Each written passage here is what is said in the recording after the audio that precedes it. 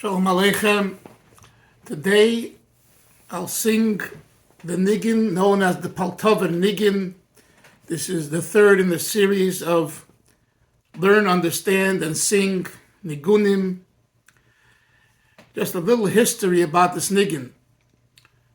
The Chassid of the Rebbe Marash and the Rebbe Rashab and a Rav in the city of Poltava in Ukraine, which was a bastion of Chabad Hasidim, lived in Poltava. Rabbi Yaakov Mordechai Bezpalov was his name. Hasidim would call him Yankel Mordechai the Rav. Yankel is Yaakov, Mordechai is Mordechai the Rav, referring to him being a Rav later in his life. At the age of 30, I believe, he became a Rav in Poltava. He was born in 1855 and he passed away in 1915. He lived 60 years. He had 3 sons. 2 of them, Nebuch, were killed by the Nazis, Yimach Shemam, and one made his way in 1920, I think his name was Reb Shmuel, to San Francisco out of all places. And he lived there all his life, and he would come to the Frierdiker Rebbe from time to time. He was a good friend of Reb Shmuel Levitins and the older Chassidim here in Brooklyn during the 40s and 50s and 60s. And he also was an aide, an assistant to the Frierdiker Rebbe for one of the Lubavitch yeshivas in Kherson. But going back to his father, whose Nigun we attribute this Nigun to him because he sang this Nigun while he davened. The Frierdiker Rebbe writes in the Sichos amazing things about Rabbi Yaakov Mordechai Bezpalov, the Poltava Rav.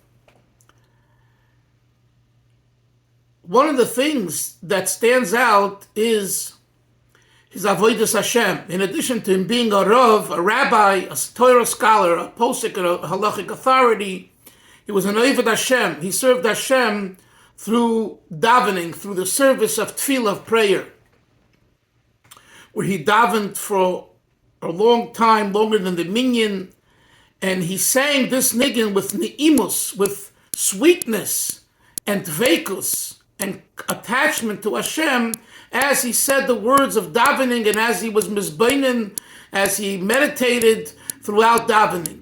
And that's why this nigun has a special love for us Lubavitch Chassidim.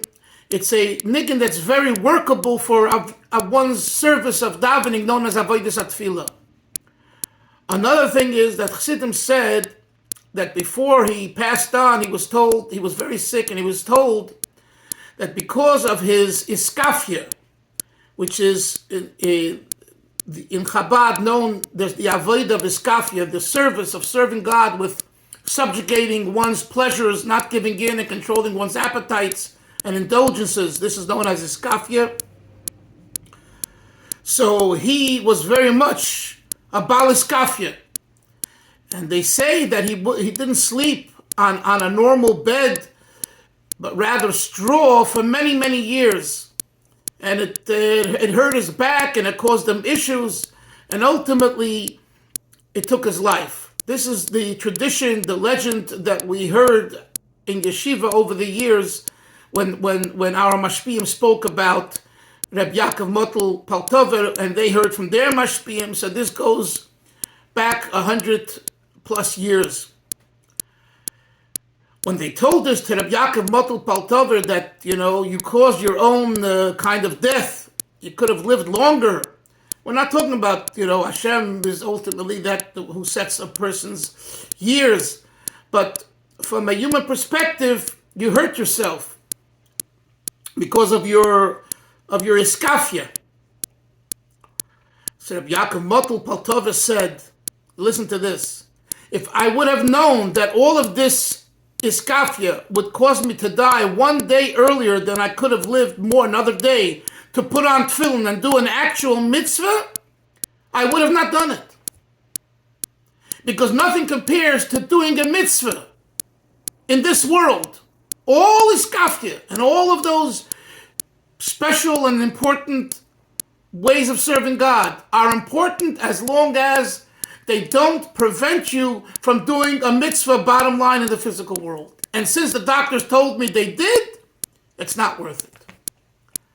So the Lubavitch Chassidim, who are Chabad Chassidim, intelligent, commented on this story. Who is a Jew who can make such a statement and really mean it? Only someone who passes away because of doing a skafia. He is in a position of really meaning what he says. He's being honest with himself. How can he be so honest with himself? Because he has refined himself through his skafia to be honest with himself. So Chassidim said that if he would have not done his skafia, he would never say this because he was a real person, an honest person, and he wouldn't feel it because he didn't do his skafia. He gave in to his cravings and indulgences. Now to the Nigun. It has 4 stanzas, and we'll explain them as we go on.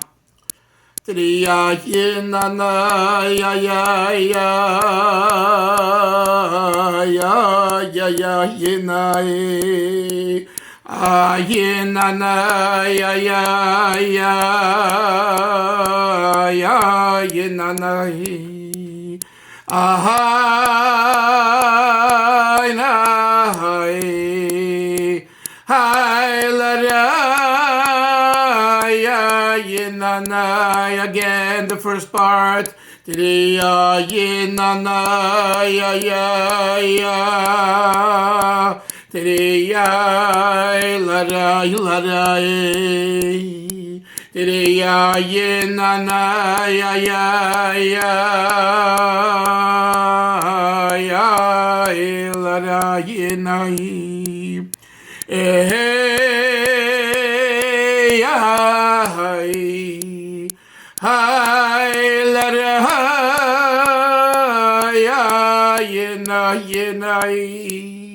Second part.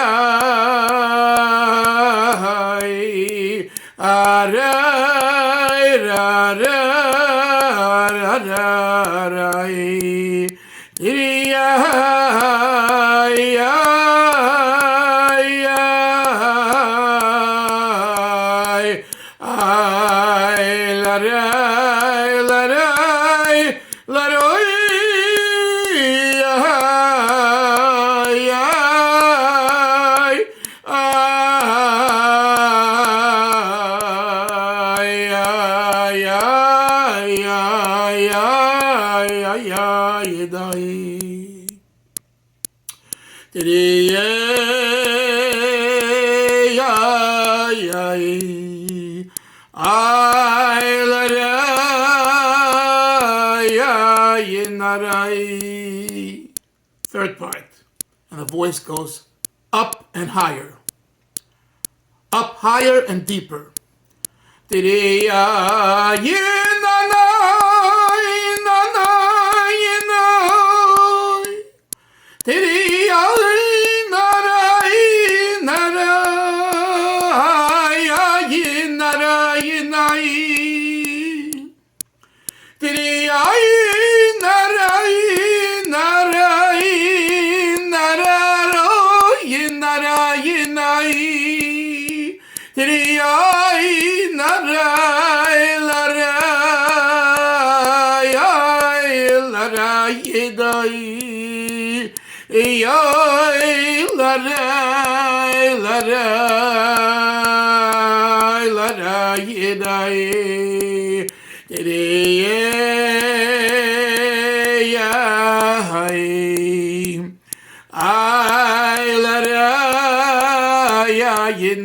Again.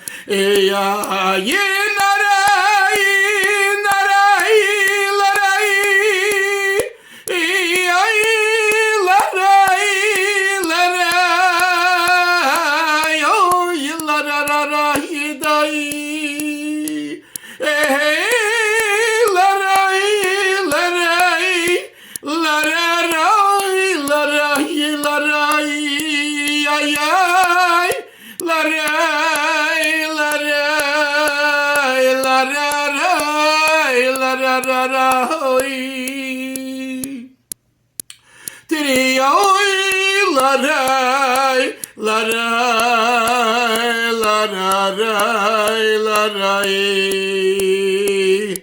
da ya ya da da da da la rai da da da oh nine. Now there's the fourth part. The voice goes down. Oh la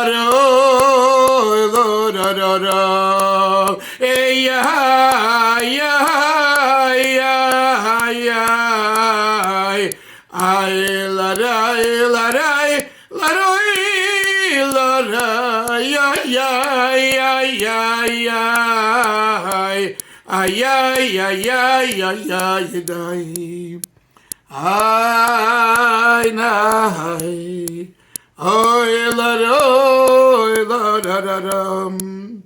in Chabad Negina, there's something called Rotzei and Shuv, yearning and retreat. And most of the Dveikus Nigunim, of which this is one of them, there is a yearning, a longing for something, and usually the voice and the movement of that part of the Nigun is up and deep, and then there's a retreat, come back down. And you hear it over here. The third part is the voice you can hear, it goes very loud, high pitch, kind of ultimate dveikus, ultimate desire to be just with Hashem. Nothing else. Not work, not family, just with God. Chassidus explains, and as I said it in the introduction of this Nigun, that's not the ultimate. The ultimate is to be on earth. So that's why there's a fourth part, which is a shuv. Now, the Ratzei, the yearning, is the third part. The fourth part is the retreat, come back down. But you'll hear in the fourth part, the shuv leads, a healthy shuv leads to, again, a desire to be with God. Ay ay ay ay ay ay ay ay ay ay ay ay ay ay. That's the fourth part. Ay ay ay ay ay ay ay ay ay ay ay ay ay. Finally, ay ay ay. I can have you, Hashem, here on earth with the greatest vehicles. I heard that the relationship between the Rebbe Rashab and Rabbi Yaakov Motel Poltava was very close. They were chavrusas. They also were study partners. But in addition to that, they were good friends. And he was a very special Yid. I heard this from someone who knew him and saw him and observed him and told me this. So this is known as the Nigun of Rabbi Yaakov Motel Poltava, the Poltava Nigun. It can be a great aid in serving Hashem, in bringing calmness and serenity to a person, and particularly when a person davens, when they pray, and they desire to come to something greater than the self, than the ego, than the daily episodes and happenings and everything that's all around us. So we daven. If we're married, to go under a talis. If we're not married yet, we just close our eyes or go to a corner or just sit quietly and we sing this Nigun. It gives you a great, great reality check. Remember, it's about reality, not about flaking out and thinking you're someone that you're not. May Hashem help that the schus of Rabbi Yaakov Motel Poltava and his family and everything that he did for Chassidic Chabad, beginning with the Rebbe Marash, and then the Rebbe Nishma Seiden, the Rebbe Rashab, and the Friedrich Rebbe, we should see Mashiach Tzidkeinu B'Karav Mamish.